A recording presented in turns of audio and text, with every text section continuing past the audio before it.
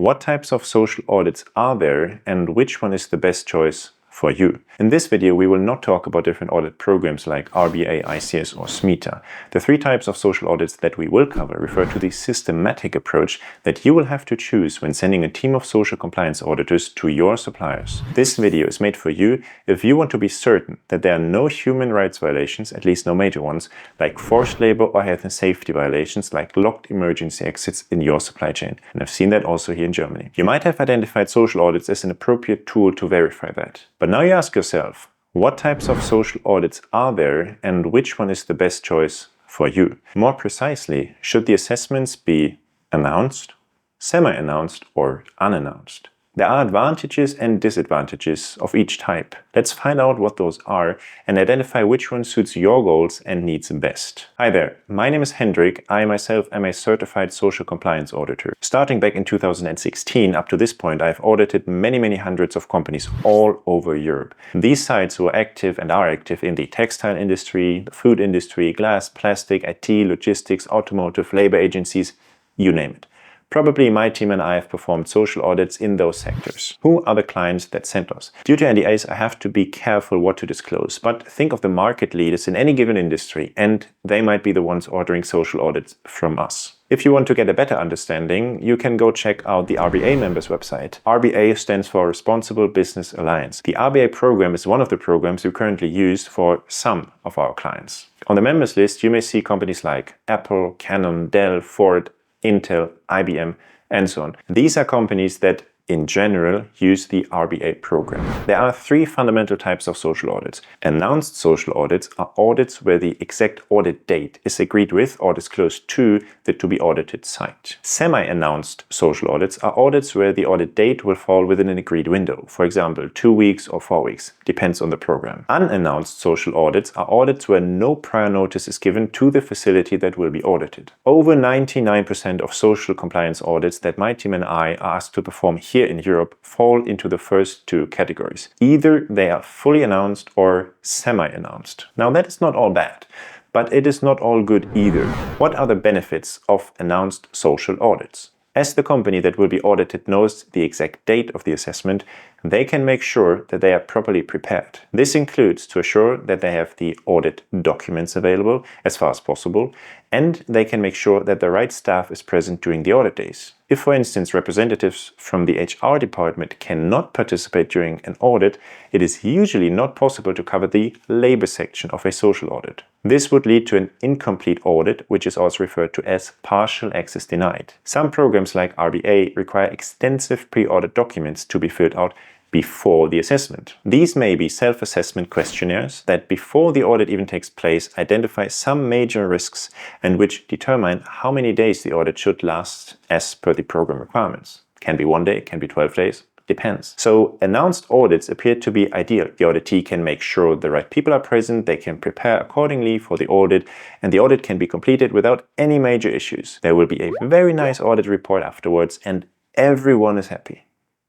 Sure, that is one way to understand it, but it wouldn't show the complete picture, as if you want to be certain that there are no major human rights violations like forced labor, child labor in your supply chain, announced audits may not be the best option. The possibility to prepare for the visits of social auditors that was just now mentioned as a positive is also a major negative. If you have a supplier that indeed does use children in their production and you tell them, hey, we will send Hendrik and his team to you to perform a social audit. They will come in 6 weeks on Monday, the 22nd at 9 a.m.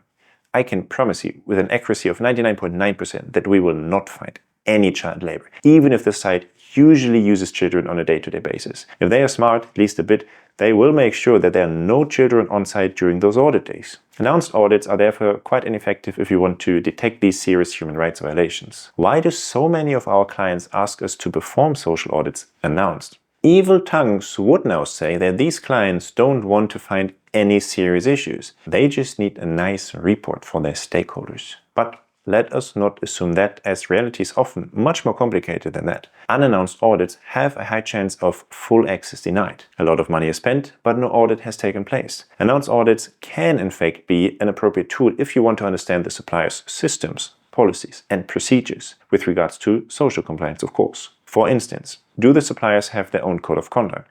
Are there any policies and procedures for anonymous grievances? How is the onboarding process structured? And so on. Now you might think to yourself, all right, Hendrik, you have convinced me. I really want to be certain that the partners in our supply chain do not use any forced labor or child labor or illegal migrant workers. The list really can go on and on and on.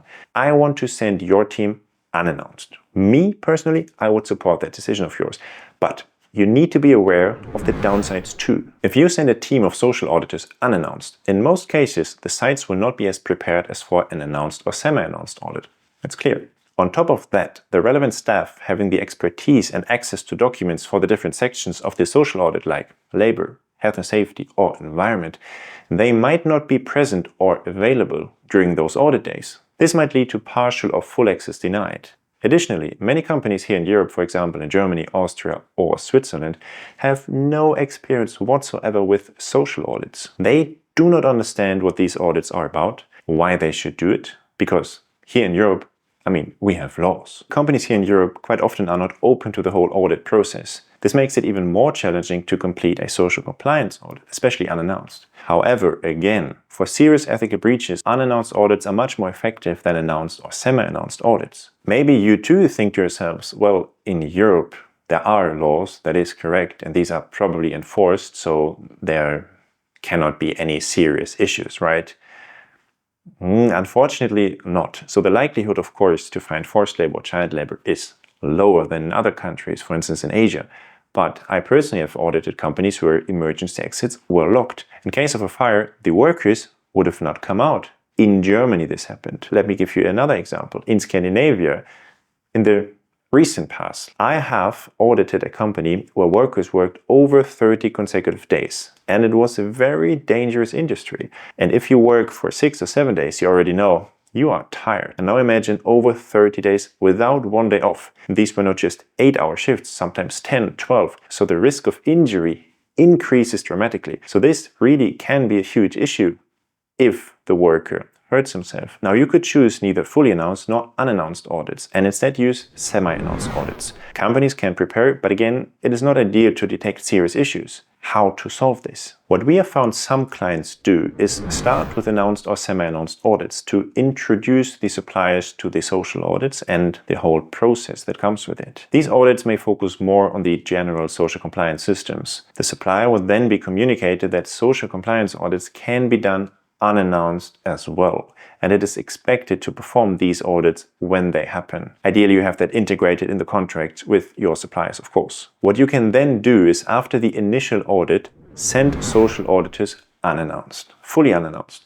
Of course, you got to make sure enough time is provided to perform the social audits, but this is a whole other issue and maybe a topic for another video. If you want to understand the social auditing process in more details, check out the other videos on this channel. If you are looking for an experienced partner to perform social audits within your supply chain or your own sites, please reach out to us via the contact information in the description. We do not only perform social audits within maybe your supply chain all over Europe, we also do consultancy services for private companies as well as governments. One more or less recent study that we have done was for the German government. It had the title Social Audits as an Instrument for Inspecting Working Conditions. This was one of the more or less recent consultancy projects that I was personally involved in for any government. It was published in 2021 and written for the German Procurement Office of the Federal Ministry of the Interior. So check it out if you like to. See you in the next one.